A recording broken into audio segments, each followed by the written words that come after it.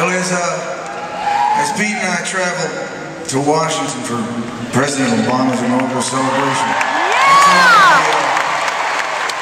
he told me the entire story of We Shall Overcome, how it moved from a labor movement song and with Pete's inspiration had been adopted by the civil rights movement. And that day as we sang This Land Is Your Land, I looked at Pete. The first black president of the United States was seated to his right. And I thought of the incredible journey that Pete had taken. You know, my own growing up in the 60s, town scarred by race rioting, made that moment nearly unbelievable. And Pete had 30 extra years of struggle and real activism on his belt. He was so happy that day. It was like, Pete, you outlasted the bastards, man. Just outlasted.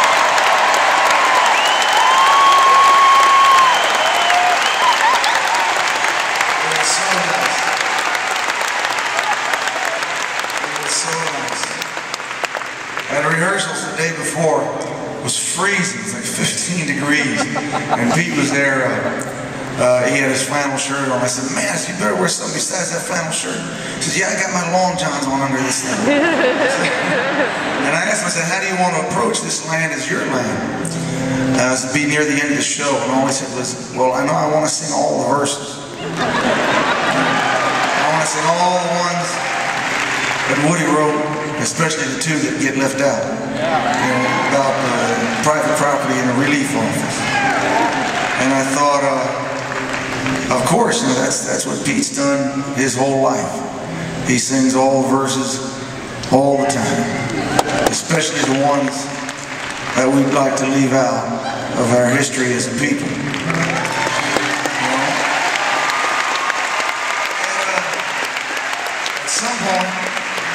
At some point, Pete Seeger decided he'd be a walking, singing reminder of all of America's history. He'd be a living archive of America's music and conscience, a testament of the power of song and culture to nudge history along, to push American events towards more humane and justified ends. He would have the audacity and the courage to sing in the voice of the people. Now, despite Pete's somewhat benign grandfatherly appearance, you know, he's a creature of a stubborn, defiant, and nasty optimism.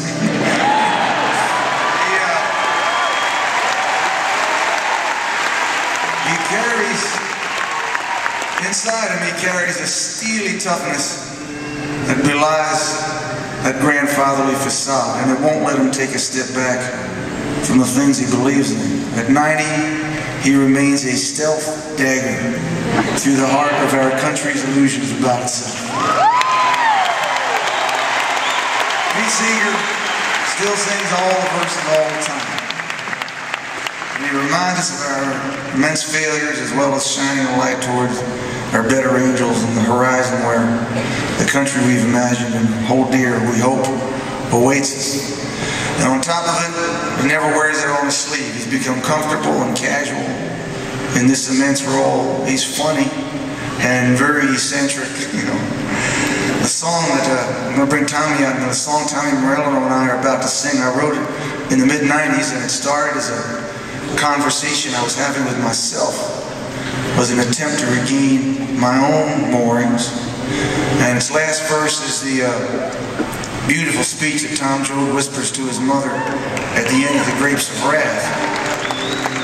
It says, wherever there's a cop beating a guy, wherever a hungry newborn baby cries, wherever there's a fight against the blood and the hatred in the air, look for me, Mom.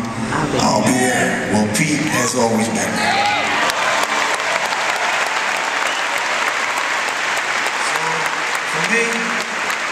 For me, that speech is always aspirational. For Pete, it's simply been a way of life. The singer in my song is in search of the ghost of Tom Joad. The spirit